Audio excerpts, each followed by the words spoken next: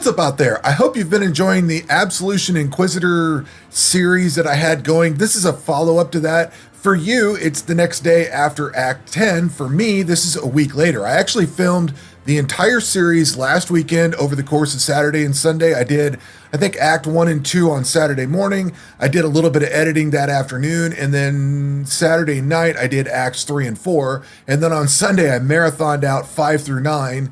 Took a break, and you probably can tell around 7 or 8, I'm starting to get really frustrated and I'm getting a little cranky. I was starting to get tired of playing, and I just wanted to be over with at that point.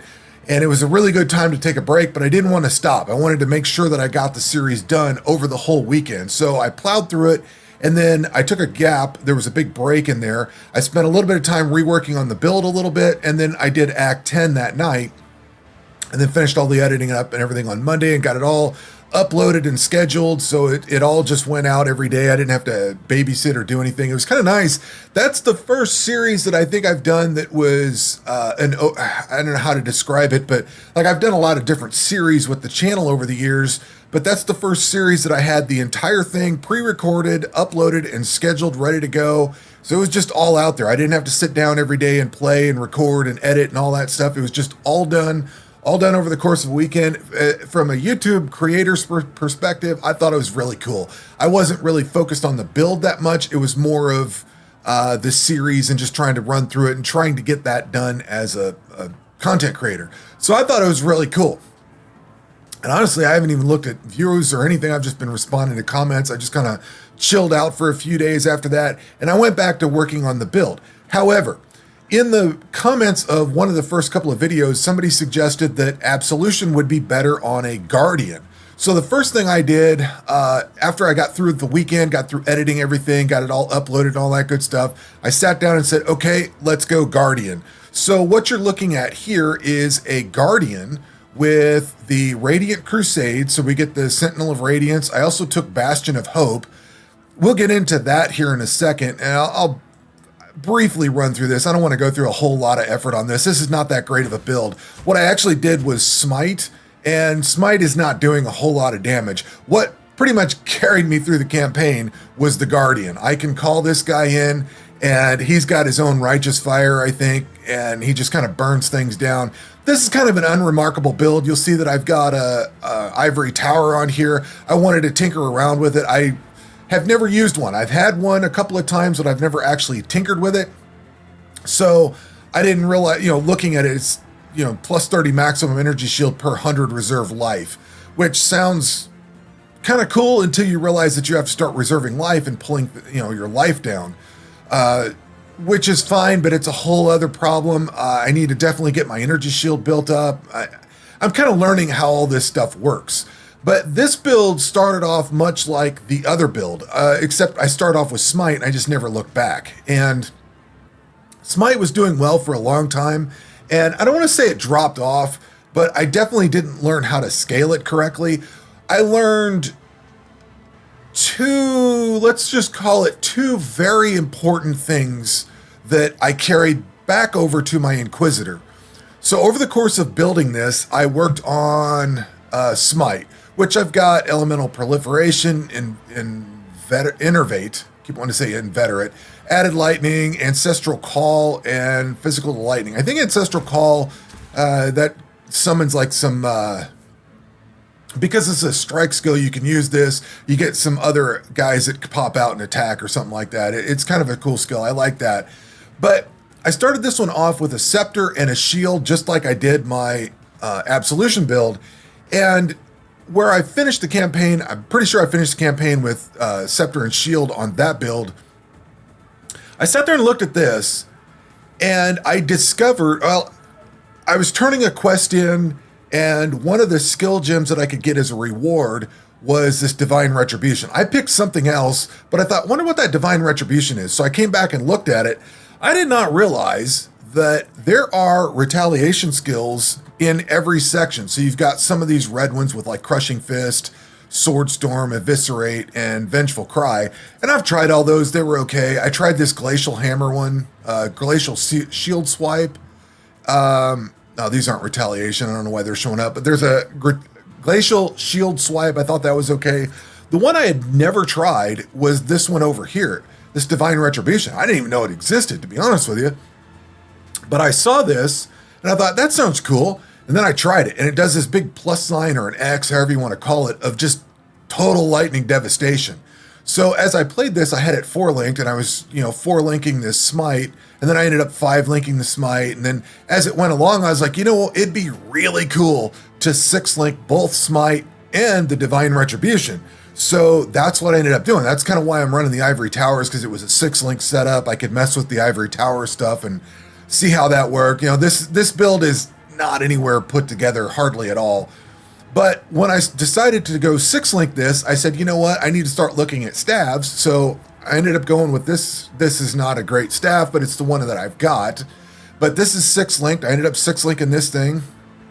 May have had it already 6-linked. I don't remember. But I ended up with both of these. So I've got Smite and Divine Retribution both 6-linked. I thought, let's just see how that worked.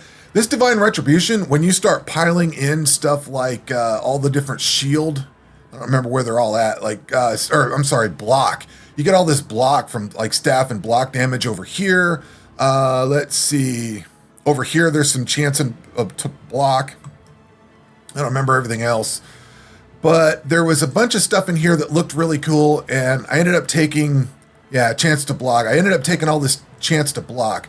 So that's what I ended up picking up off of this build, was to use a staff and to try to 6-link in both the main skill and that Divine Retribution. That was really cool.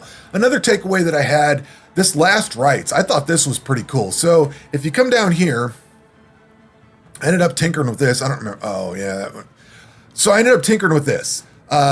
Life and mana on kill against cursed enemies. Once I noticed that this wheel existed, and I noticed this before I could equip my ring, because you have to be level 48. So I started plugging into this section here with the anticipation that I would get this ring that curses enemies with conductivity on hit. So I don't have to push a button or do anything. I love these rings that curse on hit. So I put this on, and then I went down into this. So you're going to recover life and mana when you kill an enemy that's cursed, and everything's going to be cursed all the time, pretty much, unless they can't be cursed. And then this one gives you recover 2% of life on curse, which we could do 2% of mana.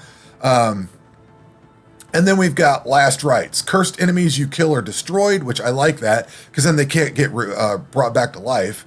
Enemies cursed by you have 50% reduced life regenerate, and they cannot regenerate or recharge energy shield, which I thought was cool.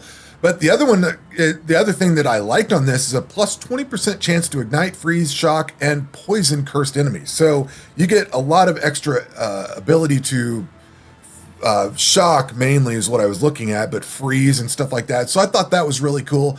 So in the course of doing this, and I also took this Bastion of Hope, which if you've attacked recently, you and nearby allies have a 25% chance to block attack damage. And if you've cast a spell recently, you and nearby allies have a plus 25% chance to block. Well, it just so turns out that your Flame Dash, wherever I have that, is a spell. So if you Flame Dash, you're going to get a chance to block spell damage. And if you attack, you're going to get a big chance to block attack damage. So you'll see the spell damage is 55%. Now it's 75. We go from 37 to 62 attack. So I thought that was really cool. I thought that was a really cool passive to take. I don't know where I was going to go with this. Maybe Unwavering Crusade. I'm not sure. To be honest with you, I haven't looked at this in a few days. I kind of learned these things about it. I got through the campaign. We're at level 68. I got up to where I could equip the Ivory Tower and kind of mess around with it a little bit. I took the stuff that I learned from this and went back to the other build. So let's go check out the Inquisitor. So for the Inquisitor, we're just going to run a map here real quick. I'll show you how the build's playing and some of the changes that we'll go over the changes I've made here in a bit, but I want to show off everything. This is just, I don't know, a tier 2 map or something like that. I don't think it's even rolled. You'll notice that I've got that Divine Retribution on here, so I get that massive AoE. I've got a lot of block chance in here. I am running a staff. I have changed a lot about this build. Oh, didn't want to take that, but it's fine because I get my block in there. And we'll look at the stats for it and everything here in a second, but the build is much different now. Oh, I didn't want to be frozen. Oh, yeah, I forgot. I need to change my... I need to change my Pantheon. I'm not sure I like the being frozen part. And, you know, I never talk about the Pantheon in any of my builds. I always forget about that part.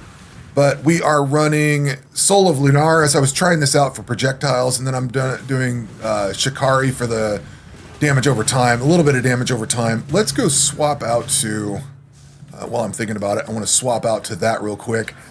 We are going to be running the Brine King so that I get the 100% chance to avoid being frozen. I hate being frozen. I do think I have... No, I guess I don't. I guess I didn't roll that either.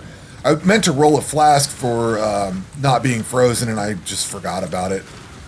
The Brine King just solves that problem that I never have to deal with it. Being frozen sucks, and I've been frozen by so many chests. And I always think, oh yeah, I need to go fix that, and then I get caught up in the moment and never go do it. But you can see how much that Divine Retribution does, and that is 6-link, by the way. It does a phenomenal job of just clearing things, but you need to have a good chance of block with it. As far as retaliation skills, I think hands down, I was really digging that Crushing Fist skill for the retaliation skill for Crushing Fist, Crushing Blow, whatever that's called. I liked it a lot because it's a giant circular AoE. The others are kind of like angular or something like that. Like they're weird. I don't really like the direction they go. I would prefer a big AoE, like a big circle or something that affects a massive area, not like a targeted section. That's what I don't like, is like the one that shoots off in a V. It's got a really cool, I think it causes bleeding and stuff, but it like fires off in a V, and I don't really particularly like the V shape of it all. Let's see how fast we can kill this guy. And he's done. I didn't even get to kick that off.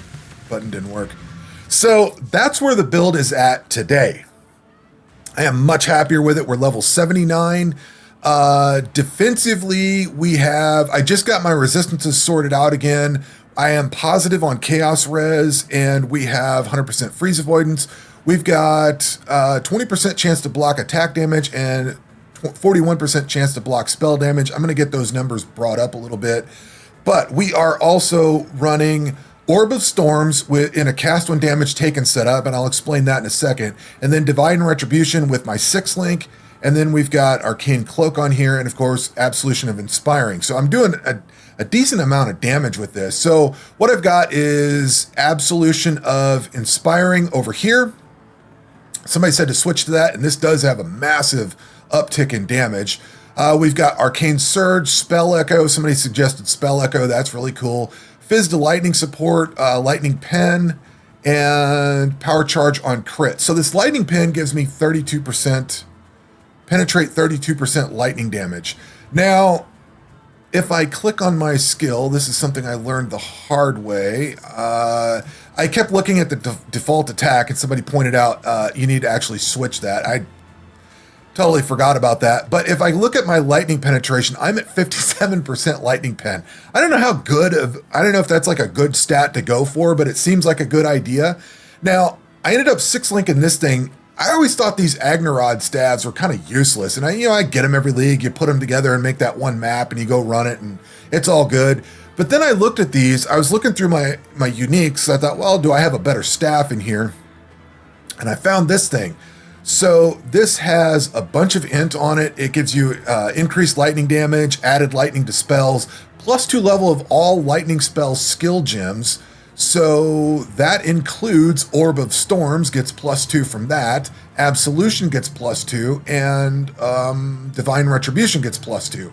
And Wrath, because it's on there, Herald of Lightning, or Herald of Thunder. So that +2 goes a very long way. In addition to that, I get damage penetrates 20% lightning resist. So if I take this off, I go down to 37%. That's a lot of lightning pen. And that's why I ended up putting this lightning pen support on here, was I wanted to see how much that went up and how much of a difference it made on, just how does it feel. So that's why that is there. I had the Absolution of Inspiring. We've got that. We've got the quality up. It is not level 20 yet, so there's 18 levels from the gem. I still have to get it leveled up, so it's not at full power by any stretch. But I've got that set up. We've got Divine Retribution with Spell Cascade, because this adds some extra area of effect, basically, in essence is what it does, as I understand it. And then I put Ellie Prolif on here to get more of a chance for freeze shock, well, more of a chance for shock. Expert Retaliation, so it becomes usable for a little bit longer and has a little more cooldown recovery. We've got Overcharge, which have more of a chance to shock. What is my chance? Divine Retribution, chance to shock is 95%. So basically, it's going to shock for the most part. And then we've got Archmage on here. I'm still not quite sure how this works, but it gains added lightning damage equal to 18% of unreserved max mana. So I assume that means that 18% of 1854, because I've got 1,854 mana, I assume that's what it does, is it takes that and then gives me 18% of it and then adds a cost of 5% of that total or whatever, however that works. So I've got all that put in there. Down here, we've got the cast when damage taken set up. I did try to put this up into a 6-link, but I think I like this other stuff better. Orb of Storms is there. The reason I have this in cast when damage taken is just if I get hit, it's going to drop an Orb of Storms. And an Orb of Storms is going to have chance to shock of 95%. What my thinking is with this is if I'm close to a set of enemies, if they're close enough to come up and hit me, it's going to drop that. I was casting this manually and trying to do a little bit more damage with it. But the idea with this is we're going to use Overcharge so that we do more chance to shock. I don't really care about the damage that this does. I want it to have a chance to shock. And then we've got Elemental Prolift to get more of a chance to shock. So the big thing there is chance to freeze, chance to shock, things like that. Basically just trying to do a little extra. If I get hit, it's going to drop that, and then good things are going to happen. I guess that's my hope anyway. Up here we've got Wrath, Herald of Thunder, because Wrath gives you added lightning damage and more spell lightning damage. Herald of Thunder, we get deals lightning damage, cannot inflict shock with Herald of Thunder, but it creates a storm when you hit or kill a shocked enemy. It does a lot of good things, I think. Herald of Purity, I've got that on here still because this bumps up your, you get the little minions and stuff like that. Minions deal 80% more phys damage, buff grants 12% more physical damage, so it should be a little bit of a buff. Flame Dash is up here. Then down here I've got Automation and Arcane Cloak. For implicits, I actually decided to roll implicits. I don't think this gear is great. This is still level 60. That's 83. That's 75. So it's not great gear. But for implicits, I've got increased life regen, which I might swap that to something different. Basically 35% movement speed on these boots. We've got increased damage per 100 int. So I've got 300 int. So I'm getting 9% increased damage. More if I can bump int up. And then we've got added lightning damage over here. We've got increased max energy shield plus 16% increased lightning damage, and then increased spell damage and adding an additional lightning damage to spells. So that's kind of how that's rounding out. I think I've got all my flasks set up. So use on full. We've got movement flask, which I could probably drop that one. I don't know that I care about that. I could switch out to something else. I went with the phasing one. I probably don't even need this Ellie one on here, to be honest with you. 5. It's going to add a lot of Ellie res, but I'm good with it. So I could probably change these out to something else, but that's kind of where I'm running right now. Flasks are kind of whatever. Probably need to rework them. On the passive tree, you'll notice I backed out of, I'm pretty sure I had Heart of Thunder and Breath of Lightning. These, somebody pointed out that those are not necessarily as good for the skill as it could be. It definitely adds damage, but not as much as other stuff. I ended up backing out of that, and I did that on my, I keep wanting to say Gladiator, Guardian. I went into that on my Guardian build, and then I backed out of it and found out that you could get not as much damage or more damage or something like that, but it didn't really remove as much damage, so I didn't lose as much damage, but I gained a lot of like guard or block or something like that. So I ended up backing out of that, and then I came over here and backed out of this. So we'll just run through from start to finish here.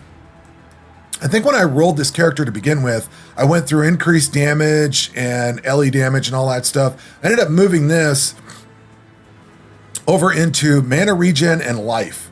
So we get life regen, increased mana regen, stuff like that. That's helped out with the mana sustain on this very much. We go through Sanctity. I came down here through this for reduced mana cost of skills. That's the big point of coming through here.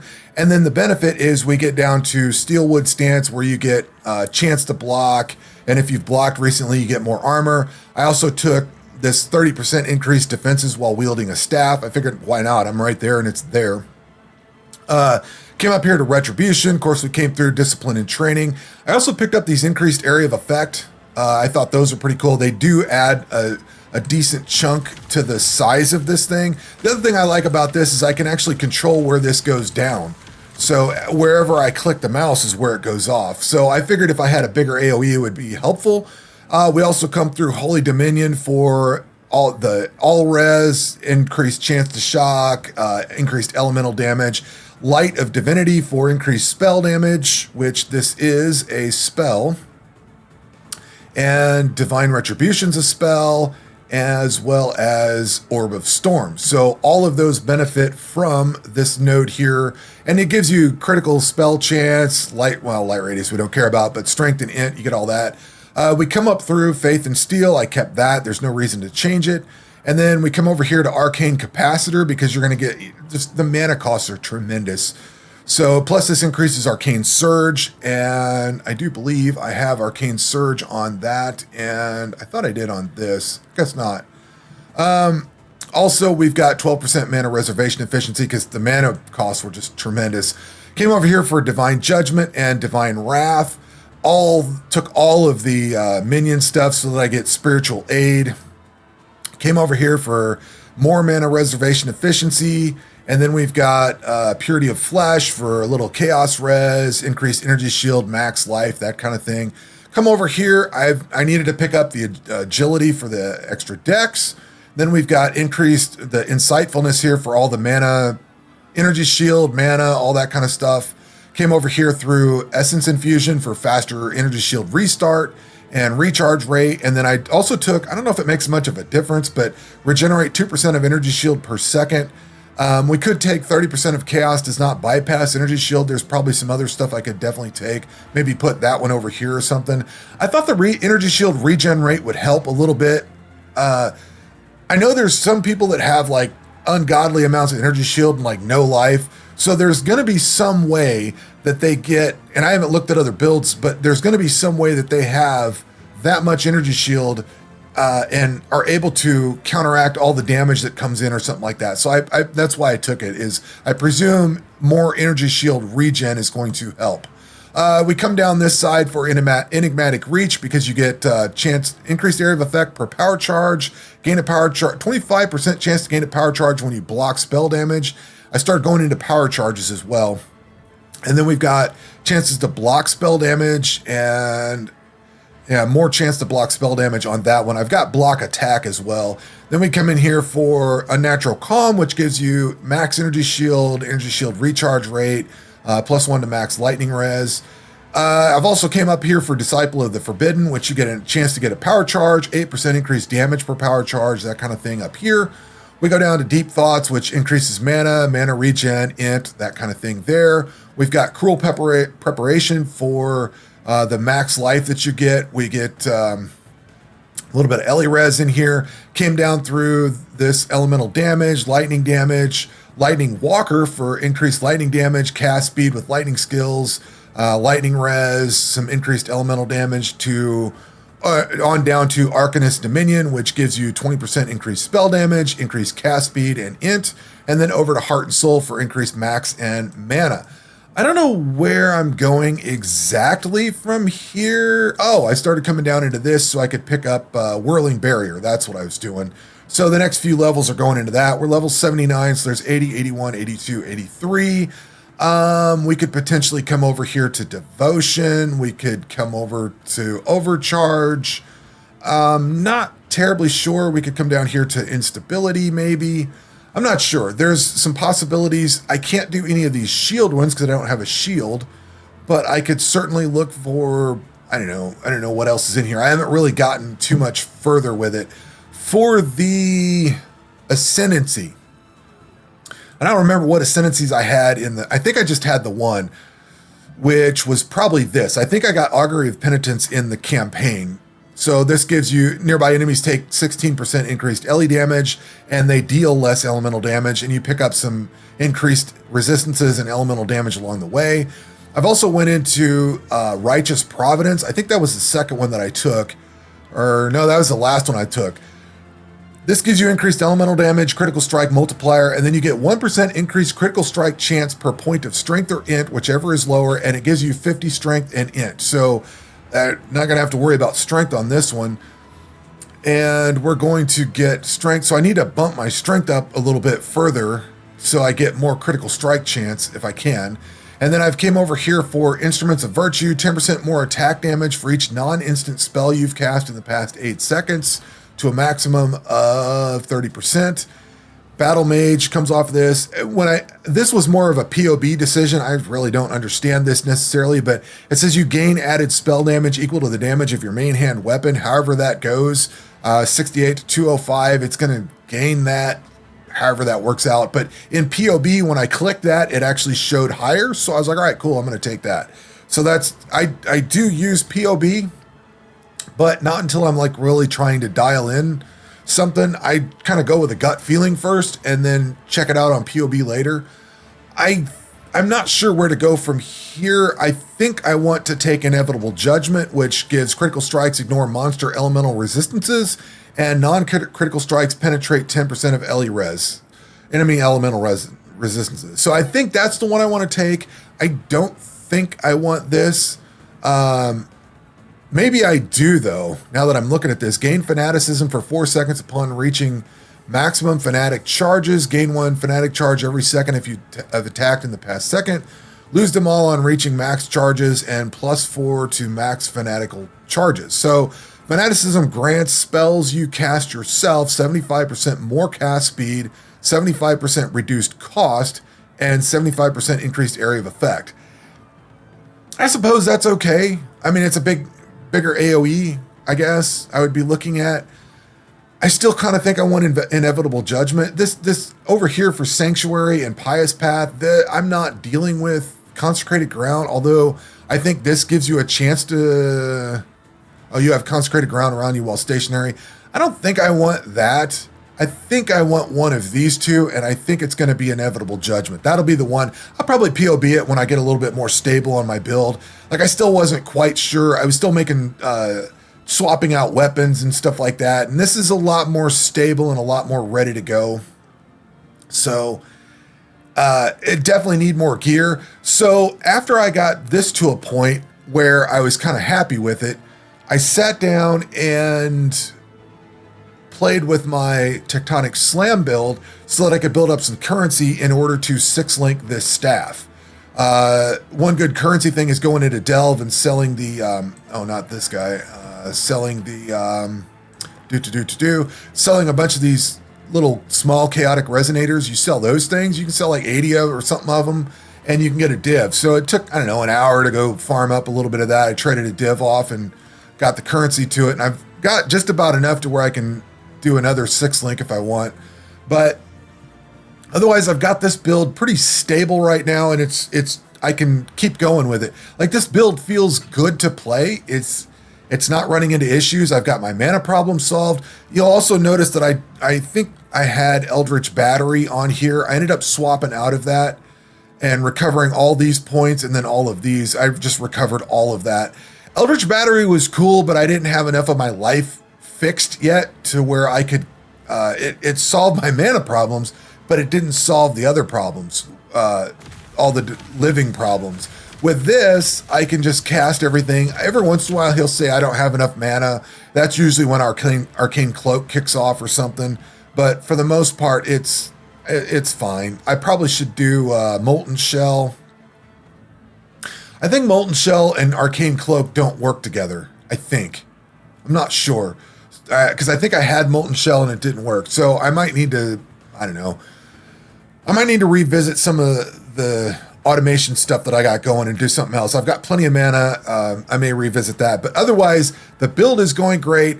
And this is a follow-up to the Act 10 video that if you've watched that series, you'll see where I'm at and where I was kind of frustrated. The build is in a much better spot after I've spent some more hours with it and got it built up. And I don't remember if I mentioned it in the Guardian video, but the things that I learned from playing this build through the campaign, all that frustration you saw, I died, 30 times in the campaign with this build.